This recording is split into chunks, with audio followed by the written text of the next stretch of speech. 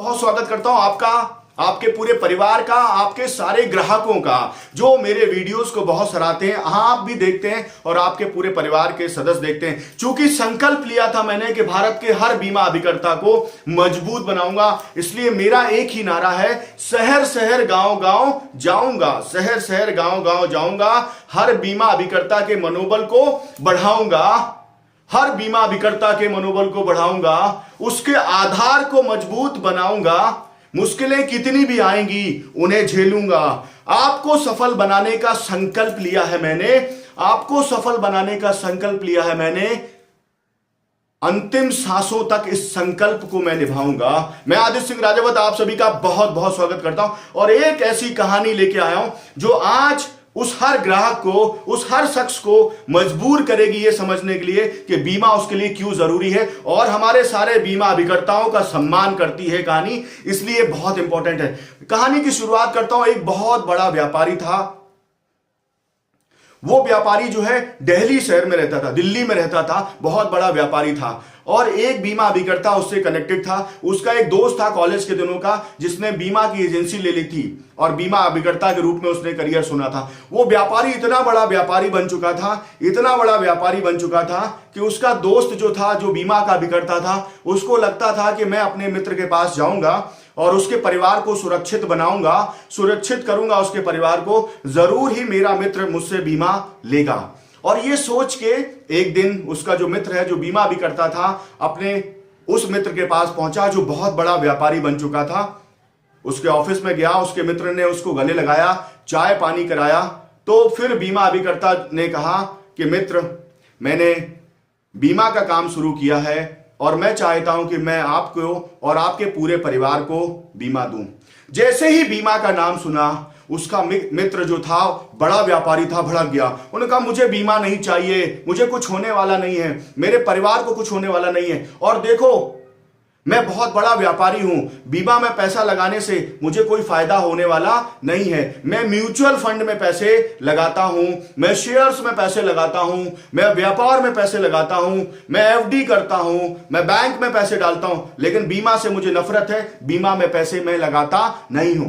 उस मित्र ने कहा कि प्रिय मित्र, समझो तो कि बीमा कैसे आपके परिवार की बहुत बड़ी जरूरत है और आप इतना बड़ा व्यापार कर रहे हो और इसलिए आज की आवश्यकता है। आपके बड़े व्यापार में आपके ऊपर बड़ी बड़ी लायबिलिटीज हैं, उनको दूर करने के लिए बीमा बहुत बड़ी अहम भूमिका निभाएगा। लेकिन उस व्यापारी ने कहा मेरे बेटो आओ। उसके दो बेटे थे, दोनों को बुलाया और वो बेटे इंग्लैंड से पढ़ के आए थे और उन्होंने अंग्रेजी झाड़ना शुरू की। उन बेटों ने उसको समझाना कि uncle, MF is providing good returns, mutual fund is providing so and so, shares are providing so and so, we are having big business opportunity, we are going to invest thousands of crore rupees into business. Uncle अभी हमारे पास पैसा नहीं है, uncle ऐसा है, uncle वैसा है, और बहुत सारी अंग्रेजी झाड़ी। बीमा अभिकर्ता को समझ में आ गया कि यहां कुछ होने वाला नहीं है। शायद मेरे मित्र को भी अभी समझ में नहीं आ रहा कि बीमा की जरूरत क्या है इसके जीवन में। और इसके जो पुत्र हैं, जो बाहर से पढ़ के आए हैं, जो विदेशों से पढ़ के आए हैं, वो कहीं ना कहीं वास्तविकता धरातल पे काम नहीं कर रहे।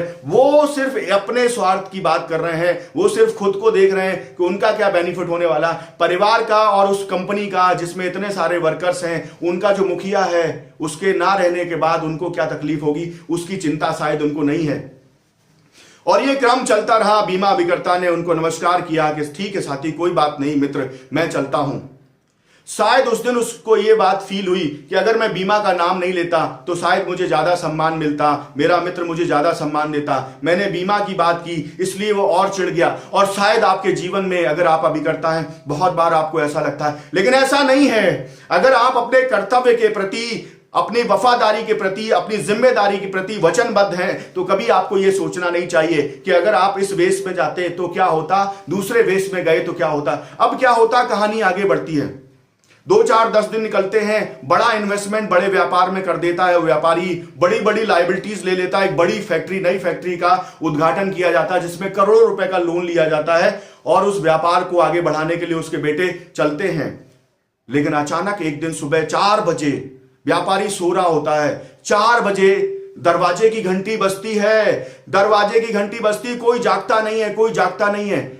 जैसी दरवाजे की घंटी बजती रहती, व्यापारी उठता है, खड़बड़ाता है और उठ के बाहर जाता है और पूछता है कौन इतने बजे 4 बजे आ गया है। जैसे ही देखता है, खोलता है दरवाजा, देखता है यमराज साहब गदा लेके खड़े हुए हैं। यमराज साहब बैठे हुए हैं भैंसे के ऊपर, तलवार और गधा लेके खड़े हुए हैं। व्यापारी कहता है महाराज आप कौन हैं? तो यमराज साहब कहते हैं मैं तो हूं यमराज, इस घर में एक सदस्य है जिसका नाम इस डायरी में लिखा है, उसको लेने आया हूं। व्यापारी कहता अरे सर कौन कौन कौन कौन है इस घर में? वो कहते हैं इस घर का मुखिया कौन है? वो कहता घर का मुखिया तो मैं ही हूं। तो यमराज यमराज साहब कहते हैं कि आपको ही लेने आया हूं, मैं आपको लेने आया हूं।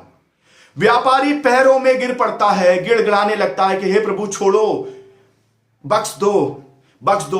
मैंने तो इतनी बड़ी बड़ी फैक्ट्रियां शुरू करी हैं, इतनी बड़ी बड़ी लाइबिलिटीज ले ली हैं, मेरे बच्चों का पूरा भविष्य चौपट हो जाएगा, मेरी सारी जमीन सारा मकान सब कुछ गिरवी रख के मैंने बैंकों से लोन ले रखा है और मेरी हालत बहुत खराब हो जाएगी। मेरे बच्चों का क्या होगा, मेरे परिवार का क्या होगा, मेरे व्यापार का क्या होगा, सब नष्ट हो जाएगा अगर मैं चला गया, क्योंकि मैं ही सोने की मुर्गी हूं वो मुर्गी हूं जो सोने के अंडे देती हूं। सारा व्यापार मैं चलाता हूं, सारा व्यापार मैं चलाता हूं, और अगर मुझे ही आप ले जाओ तो क्या होगा? आप किसी और को घर में लेके चले जाओ, लेकिन मुझे बख्श दो।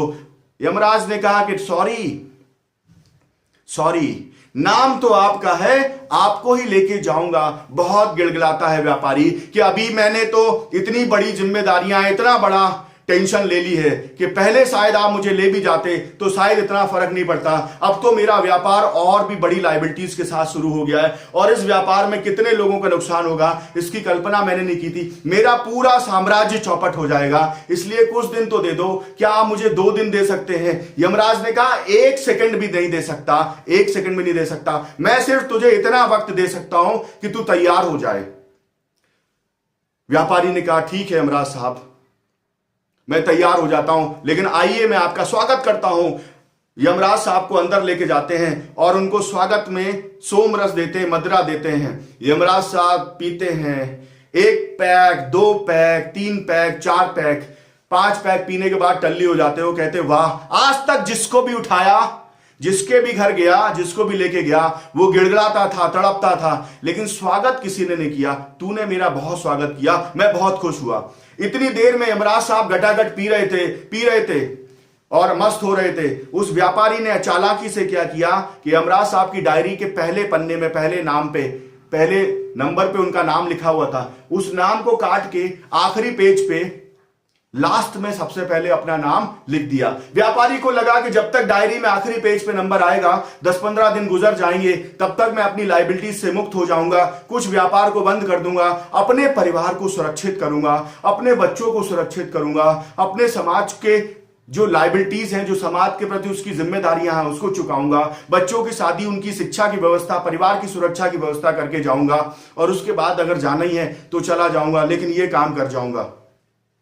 यमराज साहब जब फ्री हो गए पी पाके, उसके बोले यार आज मैं बहुत खुश हो गया तुझसे, तूने मेरी जिंदगी में सबसे बड़ा, मतलब मैं बता नहीं सकता कि यू आर ओनली वन जिसने मेरा इतना स्वागत किया। मैं बहुत गदगद हो गया, इसलिए मेरे मन में विचार आया है कि मैं कुछ तेरे लिए कुछ अलग कर दूं। ऊपर मुझे जब हिसाब देना पड़ेगा तब बात का विषय है। तो मैंने ये डिसाइड किया है कि डायरी में जो पहला नाम तेरा लिखा था, मैं आखिरी पन्ने में जो सबसे लास्ट वाला नाम है वहां पे से शुरुआत करूंगा, वहां से शुरुआत करूंगा, और आते आते आते आते पहले वाले पेज पे सबसे पहला नाम तेरा है, तो मुझे थोड़ा टाइम लग जाएगा, तब तुझे लेके जाऊंगा। तो आखिरी वाले पेज पे चलते हैं, जिसका सबसे लास्ट में नाम लिखा होगा उसको ही लेके आज जाऊंगा, तुझे बख्शता हूं।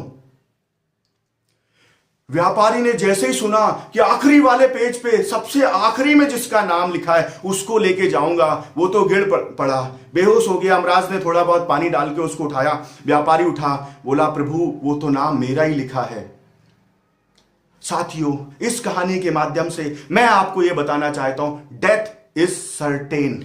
एक डेट है जो डिसाइडेड है कि मरोगे, मृत्यु होगी। लेकिन आपको क्या लगता है कि ब्रह्मा जी का सर्टिफिकेट लेके आए हो? आपको क्या लगता है कभी मृत्यु नहीं होगी, इसलिए आप वो सारे काम करते हो जो आपको कभी करने नहीं चाहिए, वो सारे कृत्य करते हो जो आपको करने नहीं चाहिए। आप लोगों को धोखा देते हो, आप अपने बड़े व्यापार को बनाने के लिए लोगों का सम्मान की जगह अपमान करते हो, आप लोगों को दुत्कारते हो, आप लोगों को नकारते हो। बीमा अभिकर्ता आता है, उसका सम्मान नहीं करते, उसको दुत्कारते हो। अपने बच्चों से उसके सामने म्यूचुअल फंड, शेयर मार्केट, इनकी बातें करते हो। कभी आपने सोचा कि म्यूचुअल फंड, शेयर मार्केट क्या करेगा जब आपकी लायबिलिटीज इतनी बड़ी होंगी कि 4 साल के खर्चे भी नहीं चलेंगे? जब आपने करोड़ों रुपए का व्यापार खड़ा किया होगा और उस व्यापार के खर्चे नहीं निकलेंगे, आप नहीं होगे जो व्यापार नहीं चलेगा, बीमा की सुरक्षा नहीं ली थी, इसलिए सब खत्म हो जाएगा, सारे सपने दूभर हो जाएंगे, पूरा परिवार का जो जीवन इस तरह नष्ट हो जाएगा। कभी आपने सोचा? क्योंकि मृत्यु निश्चित है।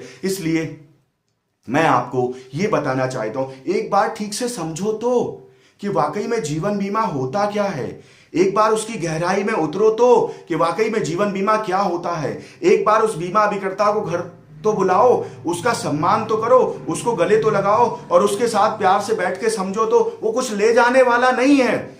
उसके साथ समझो तो कि वाकई आज के समय पे आपके परिवार के लिए म्यूचुअल फंड से ज्यादा, शेयर से ज्यादा, एफडी से ज्यादा बीमा की जरूरत कितनी ज्यादा है। क्या यह बीमा की जरूरत आपको सुकून भरी जिंदगी दे सकता है, आपके परिवार की समृद्धि बढ़ा सकता है? अगर हां, तो उस बीमा अभिकर्ता को अभी फोन लगाइए, अभी उसको घर बुलाइए, उसको धन्यवाद दीजिए, उसका सम्मान करिए। आपको पता नहीं कि एक बीमा अभिकर्ता राष्ट्र के लिए कितना बड़ा योगदान देता है। मैं अगले वीडियो में बताऊंगा, लेकिन अभी मैं सिर्फ इतना कहना चाहता हूं कि अपने जीवन बीमा की जरूरत को जरूर समझिए और अपने परिवार को सुरक्षित करिए। जब आपका परिवार सुरक्षित होगा तो समाज सुरक्षित होगा, राष्ट्र सुरक्षित होगा। अगर ये वीडियो अच्छा लगा हो तो सबको फॉरवर्ड कर दीजिए, जिससे हर व्यक्ति को यह समझ में आए कि आप कितने बड़े और चतुर हो, इससे कोई फर्क नहीं पड़ता। आपके पास कितनी नॉलेज, इससे कोई फर्क नहीं पड़ता। लेकिन क्या आप अपने परिवार के प्रति कितने वफादार हो, कितने शुभचिंतक हो, उसके लिए आपने क्या सुरक्षा व्यवस्था अपनाई है, ये बहुत इंपॉर्टेंट है। बीमा अभिकर्ताओं के सम्मान में पूरा देश मैदान में। इस वीडियो के आशय से मैं आप सभी को बहुत बहुत शुभकामनाएं देता हूं कि आप आज से हर बीमा अभिकर्ता का सम्मान करेंगे तो मुझे बहुत अच्छा लगेगा, क्योंकि वो राष्ट्र के लिए बहुत ही बड़ा योगदान देता है। बहुत बहुत शुभकामनाएं इस वीडियो को देखने के लिए। आपके जिंदगी में कभी कुछ ना हो, हमेशा आप स्वस्थ रहें, समृद्ध रहें, यही शुभकामनाएं मैं देता हूं। अगर वीडियो अच्छा लगा हो तो डेफिनेटली आप अपने कमेंट करिए, मुझे और अच्छा लगेगा और ऐसे ही वीडियो मैं आपके लिए और बनाता रहूंगा। बहुत बहुत शुभकामनाएं, आभार।